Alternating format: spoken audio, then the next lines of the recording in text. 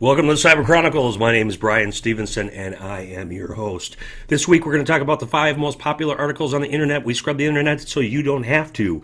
We're going to talk about flaws that Fiserv brought up. We're going to see phone numbers that were never meant to be IDs, and now we're all at risk.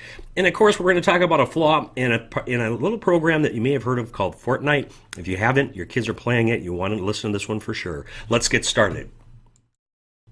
Okay, the 5th most popular article of the week on the internet last week, ending September 1st, is critical flaw in Fortnite Android app lets hackers install malware. What this is, Fortnite, as you're not aware, you're living under a bridge. Probably the most popular game that's been out for, other than Minecraft. Just took the internet by storm. Android, or the Fortnite Epic Games, decided to create an app for the store. Look at this. I'm so far off video. This is terrible. There we go. There. Sorry about that, kids. And they decided, Epic, to create their own app for Android store. Many researchers warned this approach could potentially let Android users at risk, as downloaded APKs outside the Play Store is not recommended and causes users to disable some security features on Android devices as well. In a nutshell, Google proved it to be accurate, and they're recommending that there could be a man-in-the-middle attack, malicious apps to manipulate the data of other apps in an unprotected external storage before they read it, resulting in installation of undesirable apps instead of the legitimate updates. So if you have Fortnite on your Android phone, there is a patch available they've come out with,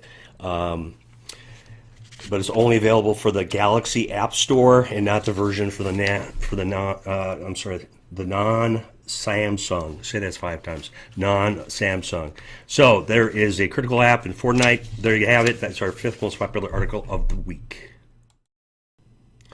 Okay, the 5th most popular article on the internet last week was the Springfield cybersecurity company warns of suspicious text going out in Missouri. It's kind of interesting that across the internet, a local news channel in Springfield, Missouri caught the interest of the entire internet, but this was the 4th most popular article. Text message, it goes around and it leads you to compromise your personal information. Quote-unquote phishing attack. You probably heard that term before.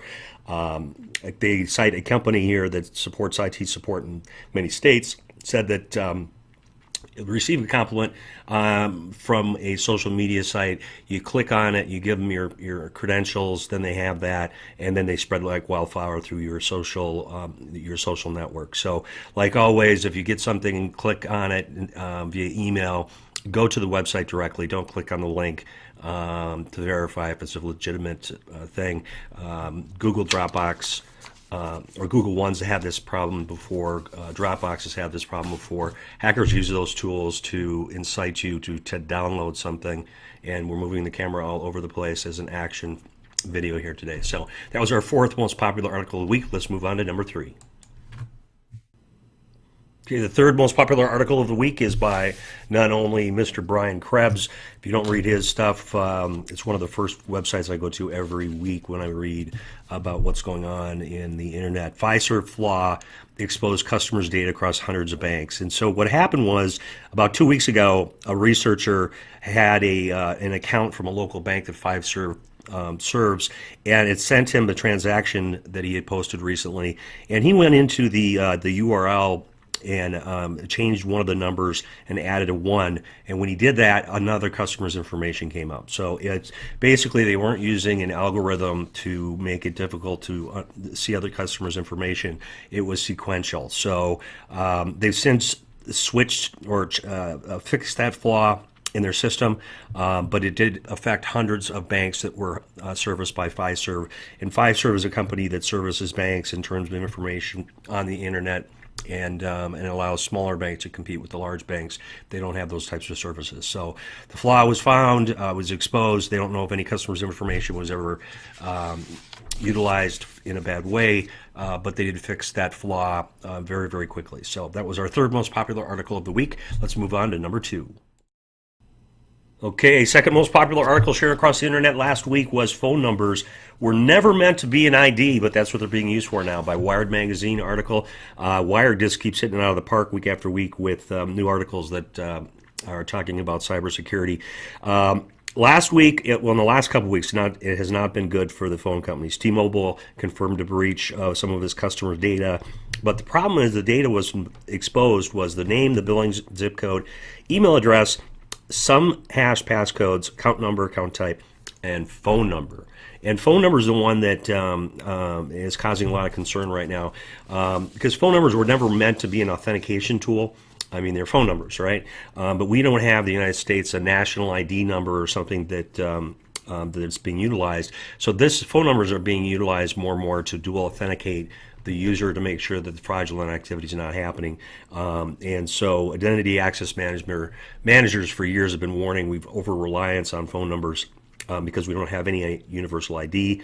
Some researchers say in this article the bottom line is society needs an ID, another ID. Good God. So what are we going to have? Social security numbers, phone numbers, passcodes, biometric hand scanners, face reading. I don't know. So that was the second most popular article of the week. We're going to move on to number one right after a message from our sponsor. Focus Point Technologies has created a series of educational videos to help you and your company mature your privacy and security program. We offer these at no charge to you. Please call us to learn more about the security solutions that we provide. Focus Point is introducing a new program called STOP, Security Technology Optimization Program. So stop wasting money, stop wasting time, stop struggling to manage too many tools. Stop meeting with vendors offering yet another tool to add. And stop trying to mature the security program alone, because we can help. Focus Point can provide you with a streamlined analysis of your technology investment, and we offer this as a complimentary service. We at Focus Point believe that to be seen as trusted partners, it starts with demonstrating our value. What better way than to help you maximize your current investment without any strings attached? Contact us for more information. Okay, the number one most popular article on the internet the week of September 1st was by The Guardian. It's deadly consequences of unpredictable code. It talks about algorithms and cars, self-driving cars, and the difficulty that we're getting into in the emergence of artificial intelligence. It talks about what is an algorithm. They interview quite a few mathematicians that obviously go through what algorithms are. It's kind of, in the simplest sense, it's an if-then-else, classic logical programming statements. But the sophistication that they have now is incredibly intense, and especially for the self-driving vehicles and everything else. These algorithms, which used to be considered dumb, are learning from themselves. There's even people in here prognosticating at some point we won't be programming our own programs. It'll be the computers themselves programming themselves and using these algorithms to learn the best possible way to move forward.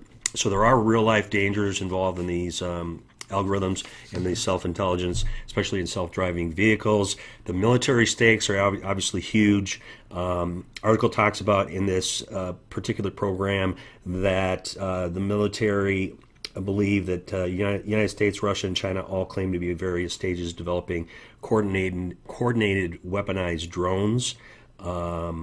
There is a Maven software that Google was working with the government. The tech firm decided to not renew its contract because of the amount of people that resigned at Google, questioning its morality around what they were doing, why they were detecting individuals and various weapons algorithms, and why was Google doing that. So Google decided not to renew that contract, but obviously those voids are always filled by somebody else. So we're in a new future. There was a statement here that South Korea, a robotic sharpshooter currently polices the DMZ zone between North and South Korea.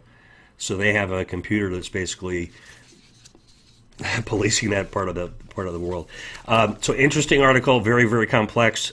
Pick it up at The Guardian, and that was our #1 article of the week. Hope you enjoy Labor Day weekend. Hope you get a nice grill, nice burger, and a beer. And that's it for this week for the Cyber Chronicle.